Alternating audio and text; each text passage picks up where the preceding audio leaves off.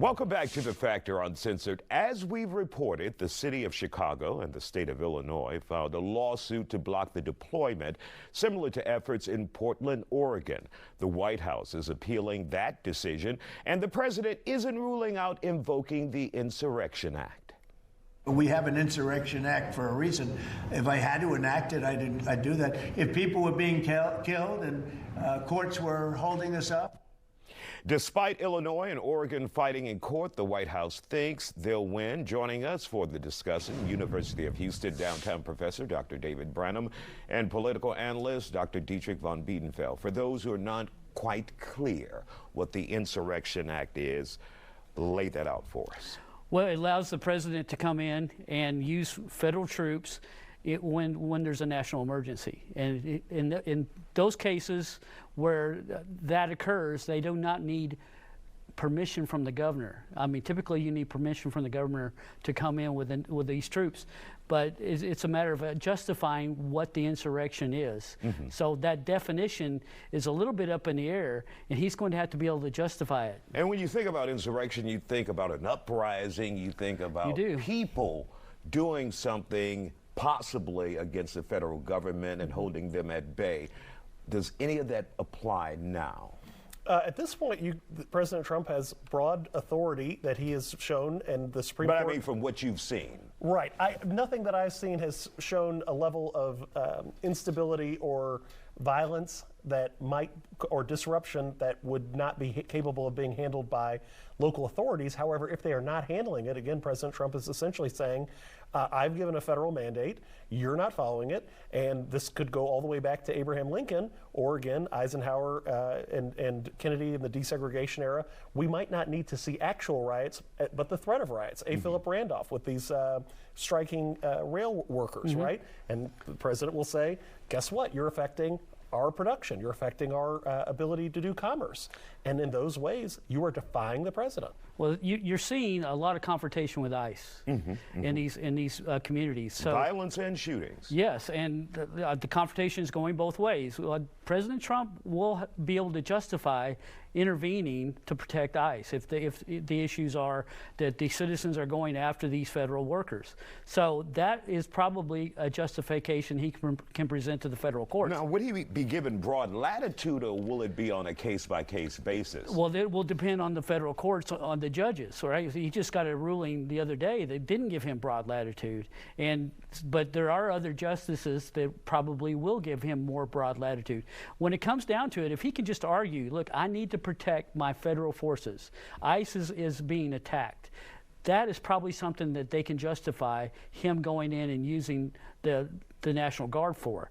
That's because he has a right to protect federal workers. But I don't know that the provocation is even the threshold now, because we've already seen with the deportation of certain individuals, and the federal court says no, and guess what? The plane's already in the air, right? And so at the end of the day, we already see troops being deployed in certain areas to protect federal facilities, and while judges are writing writs or issuing stays, the president can continue to operate. Congress has also given a lot of 30, 60, 90-day types of permissions for the president to use military force in other countries or in certain contexts. And the president could capitalize on those provisions to justify saying, guess what?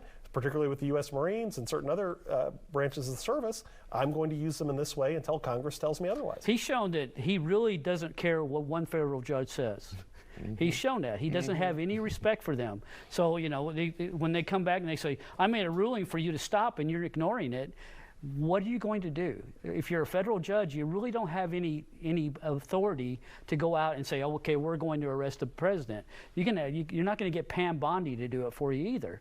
So they're really in a vulnerable position. So if you do things like Judge Breyer did a couple weeks ago, where he said, okay, I'm making this ruling, but I'm staying my own ruling until it goes to appeals, that gives the court more latitude as far as making a ruling saying this is what we got to do, and allowing the president to adjust in that time. All right, gentlemen, thank you for joining us. Don't go anywhere. We'll continue with Trump time after the break. I can hear Angela Box.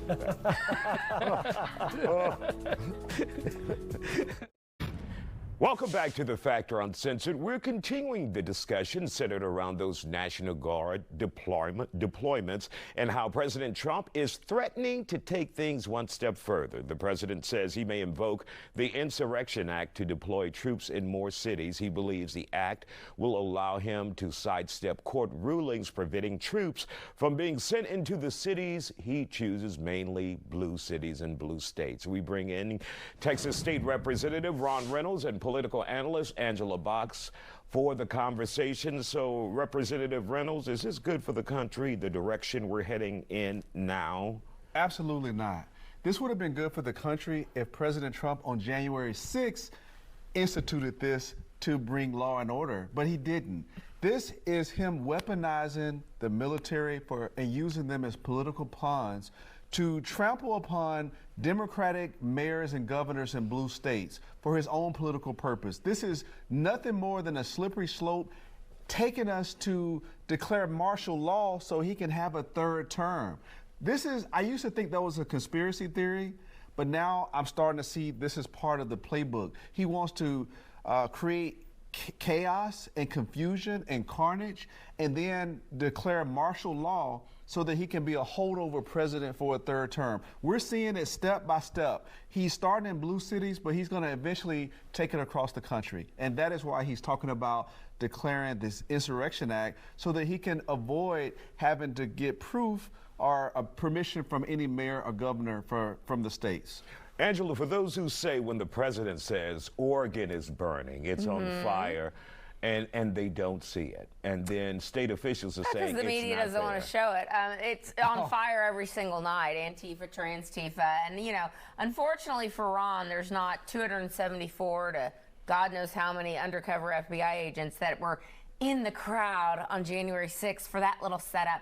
But I think it's very interesting because illegal immigration is an issue that Trump is winning on, and certainly deporting people who should not be here in the first place is an issue that he was elected on. So when you see a bunch of lunatics, a bunch of fat-haired sky screamers, Antifa just losing their minds, they either have a kafif on, they'll take the kafif off, and they're like, we're down for the illegals. I mean, it is a perfect picture for the American people to show just how out of control these Democrat cities are. And if we did not have two governors, Newsom and Pritzker, who were not going to be vying for the Democrat presidential nomination, you would not see this level of bravado. But I say keep it up, because the longer they keep it up, the longer they literally tell Donald Trump and the federal government, who has the purview over immigration, no, we're not going to do it, we're not going to enforce the law.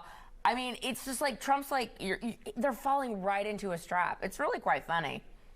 Representative Reynolds, when it comes to Congress, the federal courts all seem to be powerless. Your thoughts about that? Also, the Democratic Party. Absolutely. Totally powerless. Isaiah, this is a time where people need to stand up. Angela. I already had it.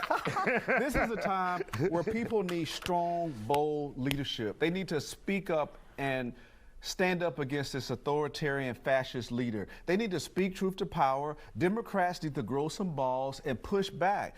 We need the military to say, this is not the kind of oath that I signed up for, where I'm going to be used as a political pawn to rein in on people. Military is trained to combat. But do you think that anyone would really do that in the military? They would be charged. But this is insane, though, Isaiah, because what Trump is doing is absolutely wrong. There is no chaos in the streets. We don't see riots and people out of control. About? The people that are provoking it are the ICE agents. No, that is false. This that is creating a constitutional crisis.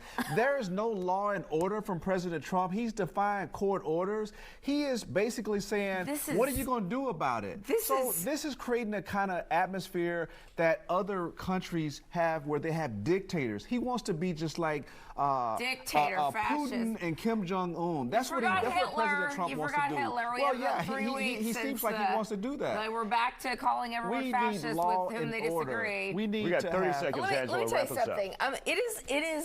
It is rich to think In Chicago, in the Chicago-Bloomfield area, in the ICE area in Bloomfield, cops were told to stand down. Told by the governor of Illinois, do not help these ICE officials that are being attacked by trans Tifa and Antifa and the Kafifa-wearing lunatic sky screamers. No, they are walking right into the Insurrection Act trap, and they have no one to Crime blame is at but an all-time themselves. low in Illinois. Oh my God! In Washington D.C., That is crime insane. is down. Yeah, So thanks to Trump this taking is- over Washington This D.C. is political antics. Okay. All right. Thank you guys for Deport joining them us. all.